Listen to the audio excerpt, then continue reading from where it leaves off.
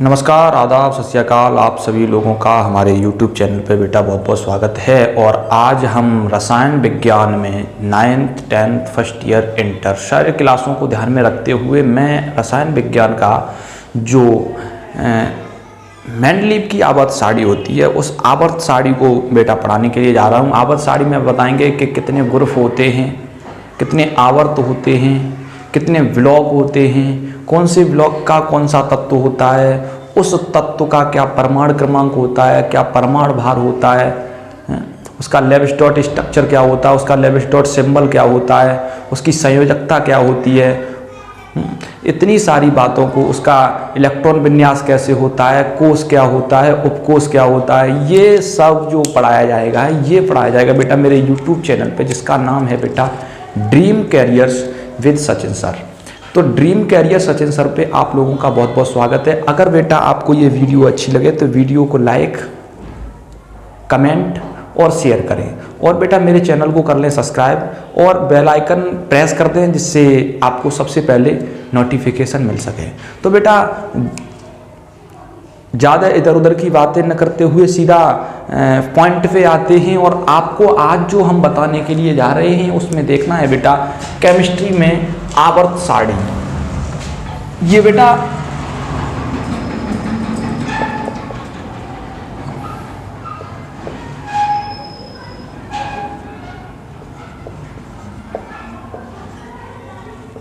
Basic class है, ये basic class है बेटा। और ये 9th 10th 11th और 12th 9th 10th 11th और 12th इन क्लासों को ध्यान में रखते हुए बेटा बनाया जा रहा है।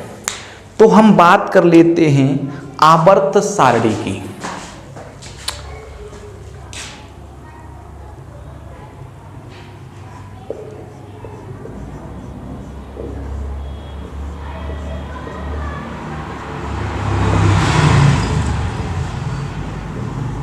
आवर्त सारणी, ये जो आवर्त सारणी होती है ना बेटा, इसमें जो ब्लॉक होते हैं वो होते हैं बेटा 4। इसमें कितने ब्लॉक होते हैं? इसमें ब्लॉक होते हैं बेटा 4। पहले ब्लॉक का नाम होता है S, दूसरे ब्लॉक का नाम होता है P, और तीसरे ब्लॉक का नाम होता है D, और चौथे ब्लॉक का नाम होता है बेटा F। ये ही ब्लॉक जब आप इलेक्ट्रॉन विन्यास में पढ़ेंगे, कब? इलेक्ट्रॉन विन्यास में, यानी ऑफ बाउ के सिद्धांत में जब ये पढ़ोगे तो यहाँ पे जब आवर्त सारणी में पढ़े जाएंगे तब तो ये कहलाते हैं बेटा SPDF ब्लॉक। और जब ये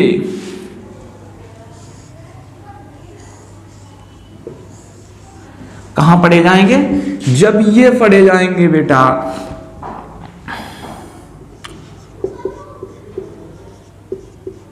ऑफ बाउ के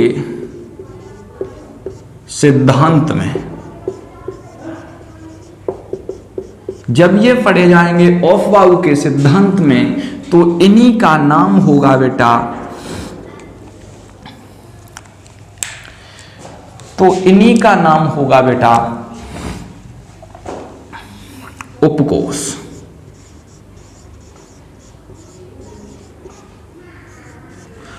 उपकोष, ये जो उपकोष हैं इनसे ही मिलकर के बेटा बना होता है कोष। इनसे मिलकर के क्या बना होता है? इनसे मिलकर के बना होता है बेटा कोष। किसी भी परमाणु का एक नाभिक होता है, किसी भी परमाणु का एक नाभिक होता है, और उसके चारों तरफ बेटा कक्षक होते हैं, सेल्स होते हैं।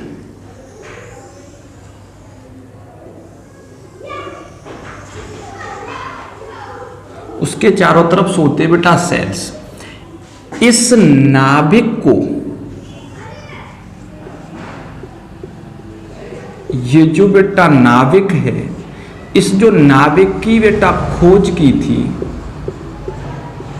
वो की थी बेटा रदरफोर्ड ने।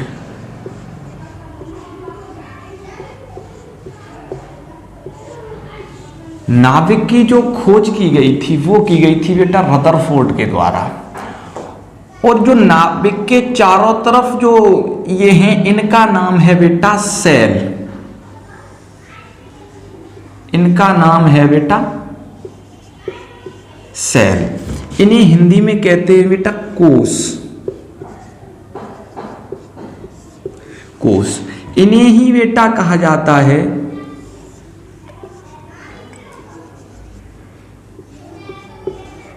ऊर्जा स्तर। इन्हें ही बेटा हिंदी में कहा जाता है ऊर्जा स्तर।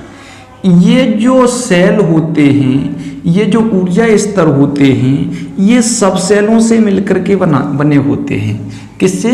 सब सेलों से। ये सब सेल क्या होते हैं?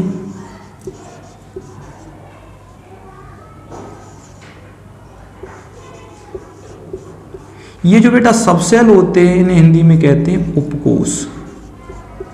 इन्हें हिंदी में बेटा क्या कहते हैं? उपकोष कहते हैं। तो ये जो सेल होते हैं ये होते हैं बेटा के, एल, एम और एन। के, एल, एम और एन। ये जो सब सेल होते हैं ये होते हैं बेटा एस, पी, डी और F. K, L, M, N, S, P, D और एफ सब सेल होते हैं। सब सेलों से मिलकर के क्या बना होता है? सेल बना होता है। इसमें इलेक्ट्रॉनों की संख्या, यानी सेलों में इलेक्ट्रॉनों की संख्या, यहां पे आप देख लेते हैं बेटा। ये होते बेटा सेल। सेल यानी कोष। कोष जो होते हैं बेटा वो होते हैं के, एल, एम, एन। और जो सब सेल होते हैं, सब सेल होते हैं वो होते हैं बेटा उपकोष। उपकोष होते हैं बेटा एस, पी, डी और एफ। इसमें number of electrons,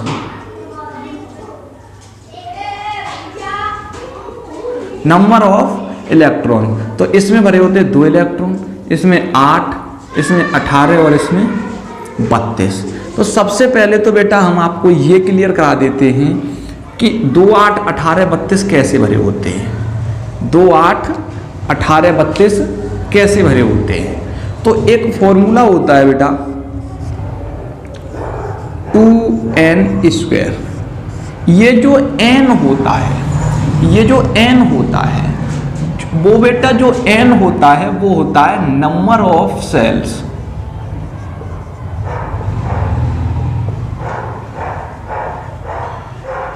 number of shells यानी कोषों की संख्या।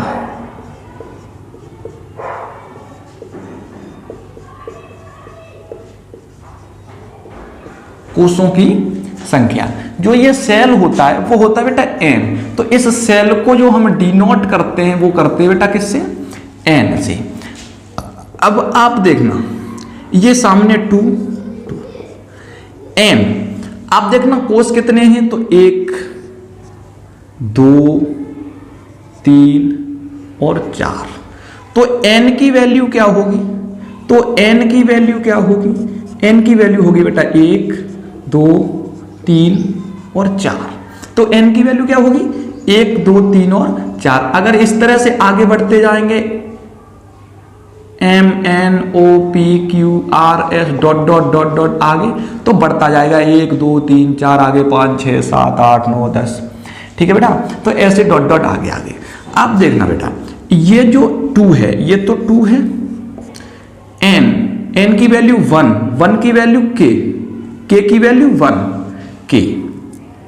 k का मान 1 और n² है तो 1 का स्क्वायर, 1 का वर्ग 1, 1 दूनी 2। तो ये भरा होता है बेटा पहले वाले इलेक्ट्रॉन। कितने भरे होते हैं? 2। अब देखना बेटा दूसरा वाला है 2। अब क्या भरना है?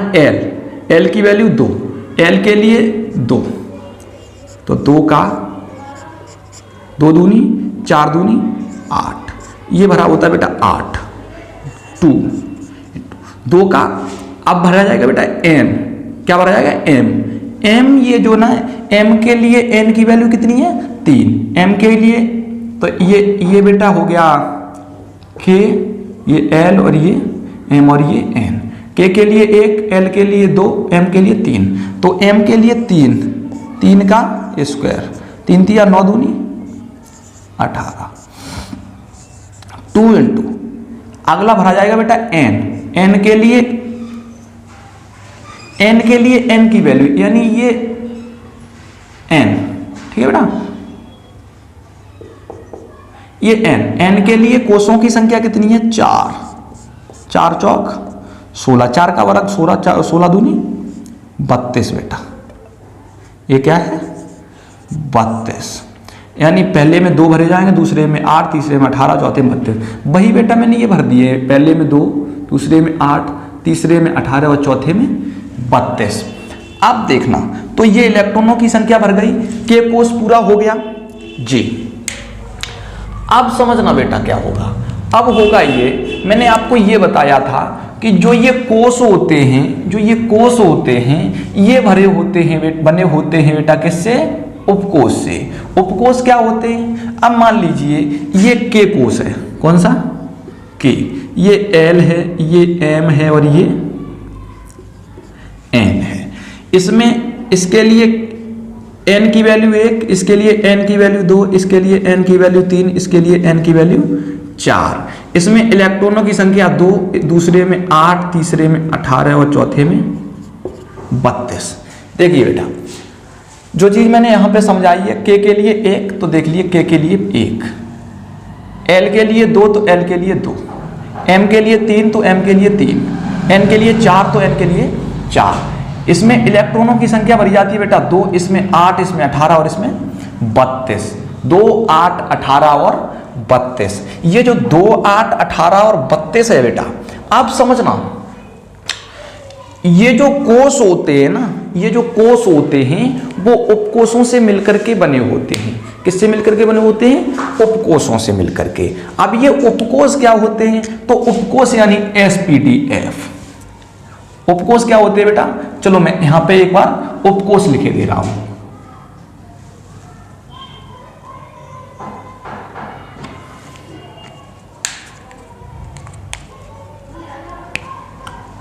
सेल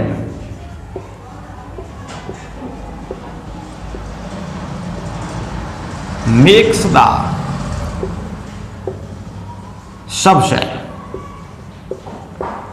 यानी कोष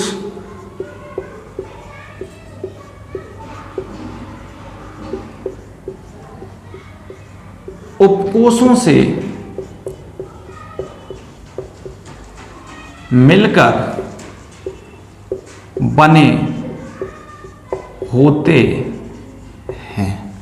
जो कोष होते हैं वो उपकोषों से मिलकर के बने होते हैं।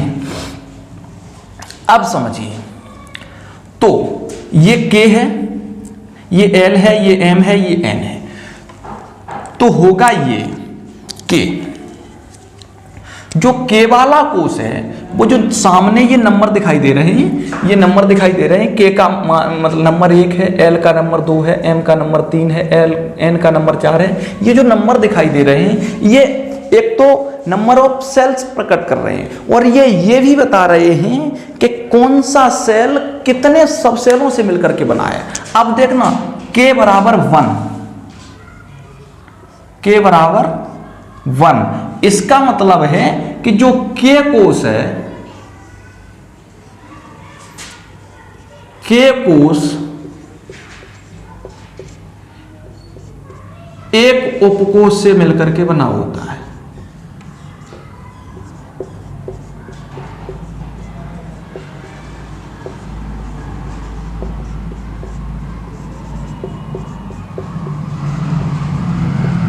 जो K कोष है वो एक उपकोष से मिलकर के बना होता है। देखना कैसे, यानी किसी भी कोष की अगर इलेक्ट्रॉनों की संख्या पूरी हो जाए तो समझ लेना कि वो वाला कोष बन करके तैयार हो गया है। अब देखना, ये है बेटा एस उपकोष है जी। तो एस उपकोष जो है वो एक एस जो वो के कोष है वो एक उपकोष से मिलकर के बना होता है। अब जो उपकोष होते हैं ना, उपकोष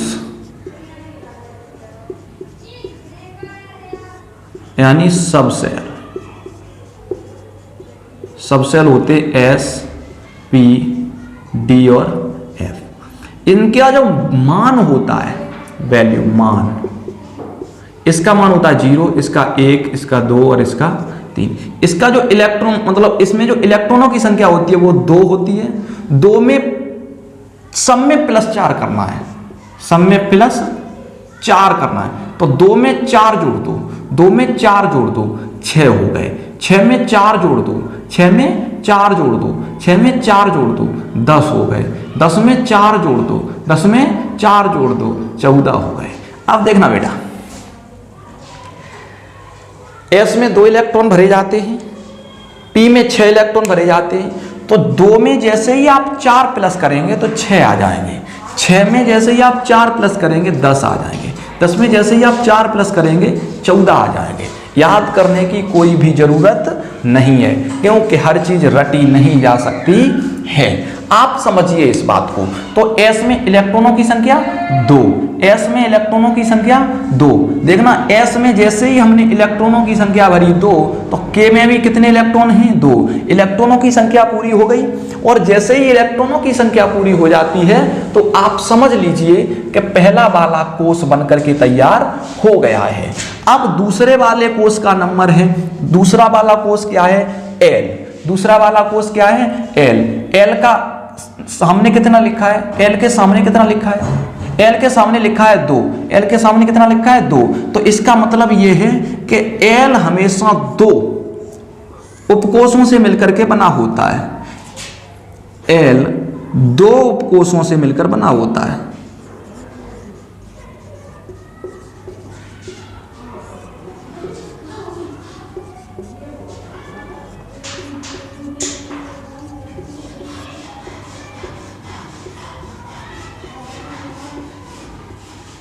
आप देखना बेटा, एल जो है वो 2 उपकोषों से मिलकर के बना है।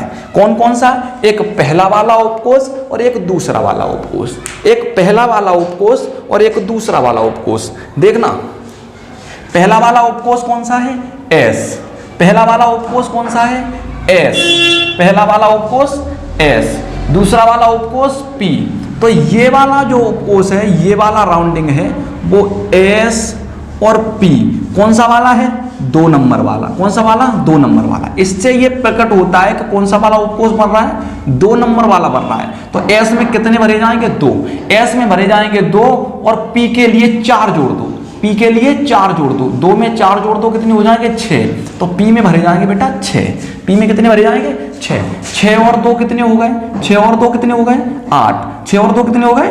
8। तो देख लो इसमें भी कितने भरे हुए बेटा?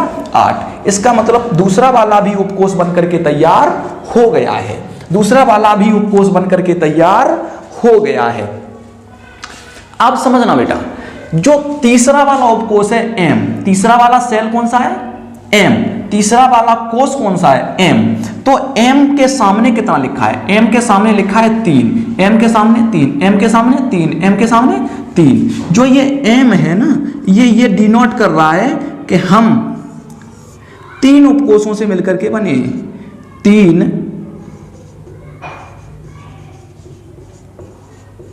उपकोषों का योग, यानी हम 3 उपकोषों का क्या है? योग है। हम 3 उपकोषों का योग है। कौन सा वाला? हमेशा उपकोष जो बनाए जाएंगे वो नंबर पहले से ही शुरुआत होगा, एस, पी और डी।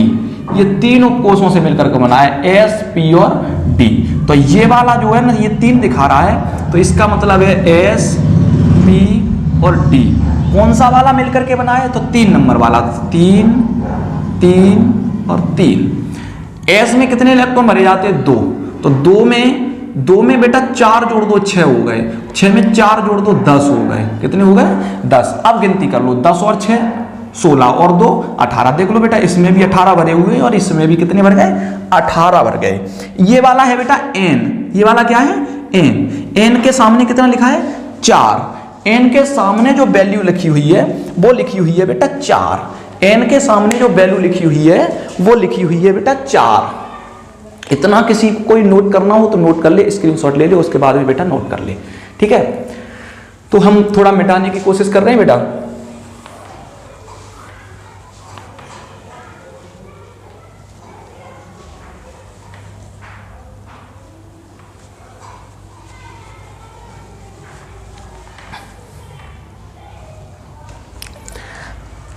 अब नंबर है बेटा 4 नंबर पे क्या है, n की जो सामने लिखा हुआ है, n के जो सामने लिखा हुआ है वो लिखा हुआ है बेटा 4। तो ये 4 ये प्रकट करता है, n कहता है कि 4 उपकोषों का योग, 4 उपकोषों का योग, 4 उपकोषों का क्या है ये योग है। कौन कौन से 4 हैं, तो S P D और F, S P D और F, S P D और F 4 उपकोष हैं। S P D और F कौन सा वाला बन रहा है, 4 नंबर वाला बन रहा है। तो 4 4 4 4, इसमें देखना मैंने पहले वाला बनाया तो 1 लिखा था, मैंने दूसरा वाला बनाया था तो 2 लिखा था, तीसरा वाला बनाया 3 3 3, ऐसे ही मैं चौथा वाला बना रहा हूं 4 4 4 4। अब देखना बेटा इसमें S में भरे जाते हैं 2 इलेक्ट्रॉन, कितने 2 में 4 जोड़ दो तो कितने हो जाते हैं 6 में 4 जोड़ दो 10 और 10 में 4 जोड़ दो 14। तो ये है बेटा S, ये है P, ये है D, ये है F, ये 4 नंबर वाला बन रहा है 4 4 4, और ये 2, इसमें 2 में 4 जोड़ दो 6 में 4 जोड़ दो 10 में 4 जोड़ दो 14, गिनती कर लो 14 10 24 और 6 30 और 2 32, देख लो 32 वाला बनके तैयार हो गया है।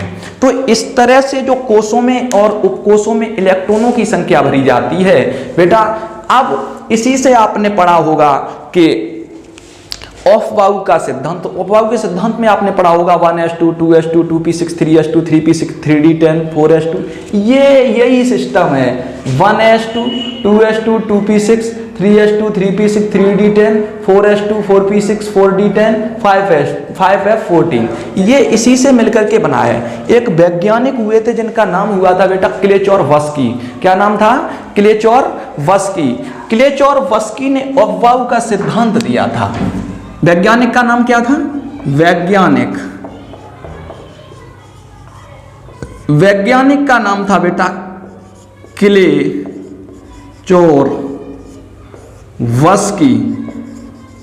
इन क्लेचोरवस्की ने किसका सिद्धांत दिया था, ऑफ-बाउ का सिद्धांत। ऑफ-बाउ का सिद्धांत दिया था बेटा क्लेचोरवस्की ने। तो अब इसमें बेटा इलेक्ट्रॉन विन्यास करेंगे। इलेक्ट्रॉन विन्यास करने के लिए हमें सबसे पहले याद होना चाहिए तत्व, और तत्व याद होने के लिए हमारे कितने तत्व हैं 180, यानी 118 तत्व हैं, 118 तत्व। आवर्त सारणी बेटा आपको याद होनी चाहिए। आवर्त सारणी रटी नहीं जाती है, आवर्त सारणी पढ़ी जाती है, आवर्त सारणी समझी जाती है और आवर्त सारणी सॉल्व करी जाती है। मैं आपको इससे आगे वीडियो में बताऊंगा बेटा किस तरह से जब इलेक्ट्रॉन विन्यास की बात आती है, यानी ऑफ-बाउ सिद्धांत की बात आती है, ऑफ-बाउ सिद्धांत इलेक्ट्रॉन विन्यास करवाता है, और इलेक्ट्रॉन विन्यास हमेशा तत्वों के किए जाते हैं। तत्वों में जो परमाणु क्रमांक होते हैं, तत्वों में जो क्या होते हैं, परमाणु क्रमांक होते हैं। जैसे मैं तुम्हें एक बात और बता दूं बेटा, ये जो नाभिक होता है ना, इस नाभिक के अंदर, ये जो नाभिक होता है, इस नाभिक के अंदर जो होता है बेटा वो प्रोटॉन पाया जाता है। क्या पाया जाता है, प्रोटॉन। प्रोटॉन पे हमेशा धनावेश होता है। और ये जो कोष होते हैं ना, ये वाले जो कोष होते हैं, ये पाए जाते हैं बेटा इलेक्ट्रॉन। ये जो एस उपकोष है, इसके ऊपर कितने इलेक्ट्रॉन भरे गए हैं, इसके ऊपर इलेक्ट्रॉन भरे गए हैं 2। तो समझ लेना जो के वाला कोष है उसमें अधिकतम कितने इलेक्ट्रॉन चक्कर लगा रहे हैं, 2 इलेक्ट्रॉन चक्कर लगा रहे हैं। कैसे इलेक्ट्रॉन चक्कर लगा रहे हैं, 2 इलेक्ट्रॉन चक्कर लगा रहे हैं। ये जो एल वाला कोष है उसमें 8 इलेक्ट्रॉन चक्कर लगा रहे हैं, 1 2 3 4 5 6, 7 और 8, ये 8 इलेक्ट्रॉन चक्कर लगा रहे हैं। ये जो M वाला है इसमें 18 इलेक्ट्रॉन चक्कर लगा रहे हैं। 1, 2, 3, 4, 5, 6, 7, 8, 9, 10, 11, 12, 13, 14, 15, 16, 17 और 18। और जो ये N वाला कोष है, N वाले कोष में बेटा 32 इलेक्ट्रॉन चक्कर लगा रहे हैं। 1, 2, 3, 4, 5, 6, 7, 8, 9, 10, 11, 12, 13, 14, 15, 16, 17, 18, 19, 20, 21, 22, 23, 24, 26, 27, 28, 29, 30, 31 और 32। तो ये ही बेटा इलेक्ट्रॉनों की संख्या। हमेशा जो ये नाभिक होता है, इस नाभिक के अंदर बेटा प्रोटॉन्स पाए जाते P+, और इसके अंदर इसके जो बाहर वाले जो ये चक्कर लगा रहे हैं ये होते बेटा इलेक्ट्रॉन। क्या होते हैं? इलेक्ट्रॉन। तो ये इलेक्ट्रॉन जब जाकर के कहाँ गिरते हैं? नाभिक में गिर जाते हैं। ये इलेक्ट्रॉन जब नाभिक में गिर जाते हैं तो बेटा ये फिर बना देता है बेटा न्यूट्रॉन। क्या? N0। तो हमेशा नाभिक के अंदर कौन कौन सा आवेश पाया जाता है? तो कौन सा? धनावेश पाया जाता है। और धनावेश किसके ऊपर होता है? तो प्रोटॉन के ऊपर कौन सा आवेश होता है? धनावेश होता है। और इसके कोषों के ऊपर क्या पाया जाता है? इलेक्ट्रॉन पाया जाता है। क्या पाया जाता है? इलेक्ट्रॉन पाया जाता है दोस्तों। तो ये थोड़ा सा केमिस्ट्री का एक झलक थी। ये बेटा basic chemistry 9th 10th first year और इंटर के लिए बनाई गई है। 9th 10th फर्स्ट ईयर और इंटर, यहीं से क्लियर होगा किस तरह से हम बड़े बड़े सूत्रों को, जैसे H2SO4 है, H3PO4 है, ये बड़े बड़े जो सूत्र होते हैं वो किस तरह से हम बनाते हैं। शांत सल्फ्यूरिक अम्ल, फास्फोरस पेंटाक्लोराइड, फास्फोरस टेट्राक्लोराइड, ये जो सब बनाते हैं ये यहीं से शुरुआत होती है बेटा। तो इसमें अगर आपको कोई भी चीज़ नोट करनी हो नोट कर लें, पढ़ लें। इसके लिए हम जब शुरुआत में, ये तो बेसिक केमिस्ट्री का ऐसे डेमो क्लासेस दे दिया है। जब तो बेटा हमारे चैनल कर लीजिए सब्सक्राइब, और सब्सक्राइब करने के बाद में बेल आइकन प्रेस कर दीजिए जिससे सबसे पहले नोटिफिकेशन आपको मिल सके। बहुत बहुत धन्यवाद बेटा। हमारा यूट्यूब चैनल आपको बेहतर से बेहतर शिक्षा देने की कोशिश कर रहा है।